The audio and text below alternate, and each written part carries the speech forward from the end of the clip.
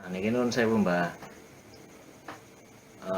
Di dalam artikel-artikel website atau juga ada beberapa video yang menyebutkan bahwa Syekh Subakir itu diantara tokoh dari Manca Praja yang mampu menumbal atau melakukan tolak balak kepada bangsa gaib yang ada di tanah Jawa. Lalu banyak juga yang menuliskan atau menceritakan bahwa Syekh Subakir itu ada petilasan atau bahkan ada yang menyebutnya sebagai makam di Gunung Tidar. Lah niku kinten-kinten miturut panjenengan Syekh Subakir niku sejauh mana, Mbak? Wong wilahing jati nuhuni hajat leluhur Nusantara tabe uluk salam uluk.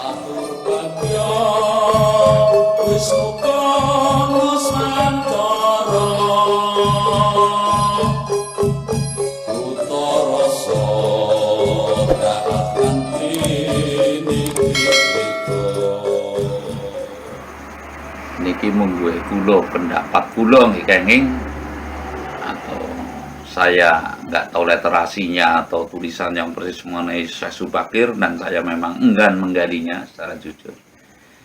Jadi Syekh Subakir itu adalah, sudah saya pernah katakan, adalah cerita yang baru.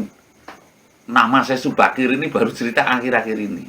Kalau dulu yang saya tahu Syekh Subakir di Gunung Tidar itu nggak ada. Adanya itu di puncaknya itu adalah Aji Saka, yang di bawahnya itu dua, itu Dora dan Sembada, itu abdinya. Nah, kalau kaitannya Syekh Subakir dengan yang menumbal tanah Jawa, ini kelihatannya cerita baru-baru ini saja, tahun 90-an, 80-an saja itu belum ada itu cerita Syekh Subakir. Ini sepengetahuan saya loh ya. Jadi adalah sangat lucu kedengarannya bila mana Syekh Subakir adalah orang yang datang menambal lelembut di tanah Jawa, ratunya jin, terus akhir-akhir dikaitkan dengan Darmo Gandul dan Katoloco, karena di situ ceritanya Sabdo Palon runtuhnya Majapahit sehingga menumbal ketemu dengan Sabdo Palon. Ini jauh sekali.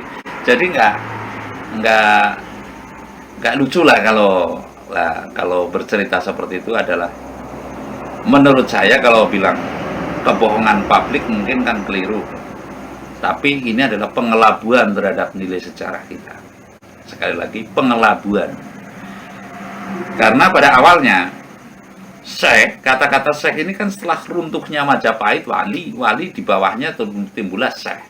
Makanya jangan keliru jika sekarang banyak tempat-tempat keramat yang dulunya dikatakan panembahan. Nah, ini nanti perlu session ya mungkin. Antara panembahan dan panyembahan itu kan beda. Perlu penjelasan lebih lanjut ini. Setiap panembahan sekarang, panembah itu tatanan yang panembah manusia, bukan menyembah ya. Tatanan panembah artinya menggoseki diri sendiri untuk bisa menembah kepada diri sendiri, di mana yang bisa menembah kepada diri sendiri itu baru bisa menyembah kepada Tuhan, seperti itu loh. Tapi ketika panembahan ini sekarang sudah digeser lagi, harus kita juga mengamati ya. Setiap panembahan yang kelihatannya keramat, tempat ritual, sekarang sudah didirikan tempat ibadat aliran kepercayaan tertentu. Secara jujurnya itu ada musola, ada masjid, ada pula yang sebagian gereja. Lah ini loh.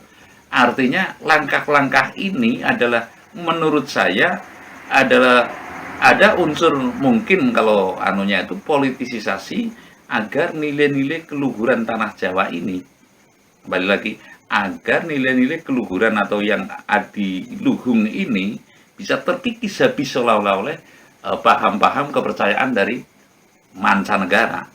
Ya kalau boleh kayak kita ngomong ya agama gitu loh. Sehingga masyarakat itu diseret ke literasi atau tulisan-tulisan yang sekiranya memang kita bangsa yang tidak punya budaya, kita bangsa yang tidak punya kepercayaan. Kalau dulu zaman Landa animisme dinamisme fitnahnya. Kalau sekarang musyrik kan seperti itu loh. Musyrik, syirik, menyembah berhala, menyembah itu. Loh sekarang berhala kan sudah banyak sekali, sudah bukan, kalau panembahan itu justru tempat untuk menembah.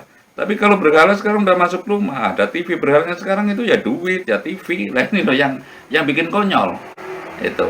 Sehingga sampai sinetron saja kan sekarang nggak, kalau perdukunan itu seolah-olah pasti kalau oleh kiai gitu loh. Oleh tokoh tertentu. Lah ini yang perlu dianu bahwasanya Syekh Subakir ini adalah bentuk cerita baru. Bentuk cerita baru yang dulunya saya nggak pernah dengar, sekarang ada kedengaran tuh Syekh Subakir.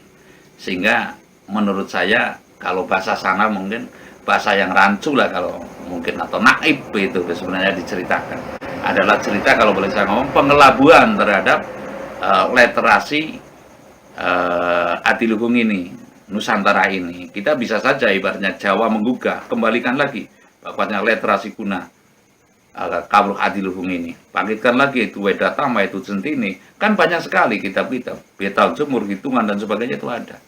Jadi begitulah menurut saya, yang jelas ini adalah pengelabuan publik mengenai cerita Syekh Subakir itu. Terima kasih.